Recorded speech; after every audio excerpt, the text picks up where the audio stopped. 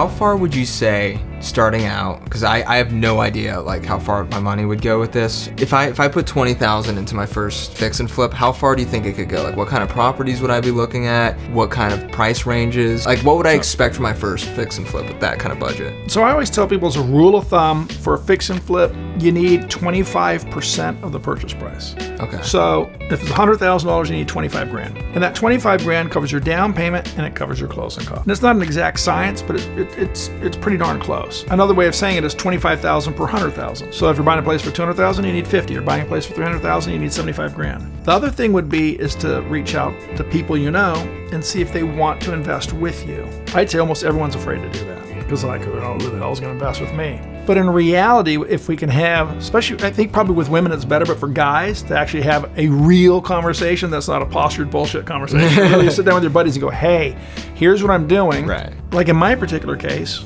we will only fund good deals for our clients. So as a newbie, you could say, hey, I've got a lender that's backing me. He's willing to back me to 200 grand.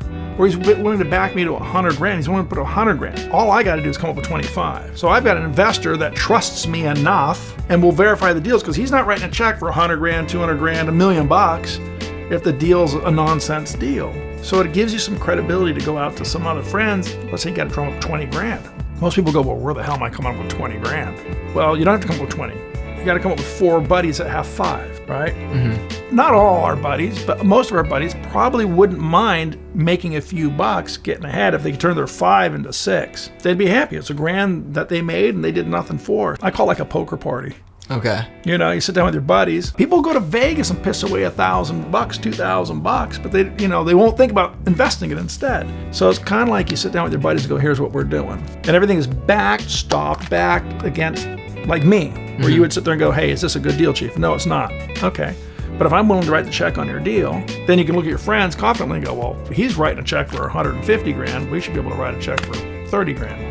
Right. Does it kind of make sense? Yeah. So part of it is it's your own money, or where can you scramble money but build credibility when you're going for the ask. Mm-hmm. Does that make sense? Right. So how much of the money for the fix part in the fix and flip, like what's the metric for how much I should spend in renovating the place? There is no metric. Okay, there's no metric. No, there's no metric. I'll edit that part out. I always say, initially when you're starting, you want to do cosmetic fixers. So find a place where you go, oh my God, this place is filthy, or it's completely dated. Right. And you throw away the kitchen cabinets, and you just throw everything away. When you're left with drywall. You pull out the carpets, you pull out the toilets, you pull out the sinks. That's cosmetic.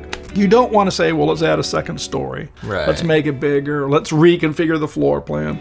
The house is leaning off a hill. We got to do structural, mold, fire damage. You want to avoid all that. You just want to get in, unbolt everything, throw it away, go to Home Depot, have them deliver everything off the shelf, start bolting it all back together again. Okay. So cosmetic, you want to stay probably 50% of the purchase price or less. So if you're buying a place for 200 grand, don't do a rehab more than 100. Or I've never thought about the question, so I'm making it up as I go because I'm thinking about the question. Here's a really good answer. The answer would be, don't do a rehab that takes more than 45 days. That way you're in, you're out, and you got money in your pocket as soon as possible. If it's a 6-month rehab, forget it. You'll grow old and tired. You'll look like me.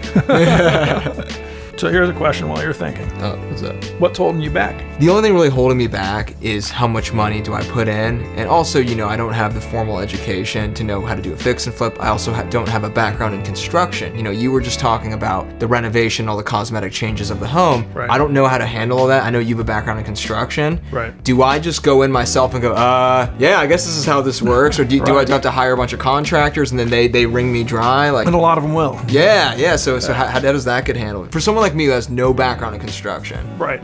So part of it is how I've set up Complete Lending is unique in that we're a consultative lender. So what we do is we take a lot of people in your situation and say, hey, I'm a stay-at-home mom and this is what I do, or I'm a chiropractor, this is what I do. And they're not in construction. And they're not in real estate. So they don't understand appraisals, they don't understand buying it, selling it. They see the opportunity, they see there's a way to make, whatever it is, 20, 30, 40, 50 grand. So what happens is when you have a deal, what we do is we review the deal. And then when you're dealing with contractors, we create a scope of work, and our scope of work is really detailed. And the reason why is you should be able to take that scope of work and just take that piece of paper and This is what goes in bedroom 1. This is what goes in bedroom 2. This is the job that's in the kitchen. And when you look at the scope work, even if you don't understand construction, it's kind of paint by numbers. So you take like a room we're sitting in. Well, there's always 6 surfaces in a room, right? There's 4 walls, a floor, and a ceiling. Right. So when you look, not knowing anything about construction, you look up the ceiling and go, okay, I want to put a fan in here. There's no lights in this room. I want to put cans.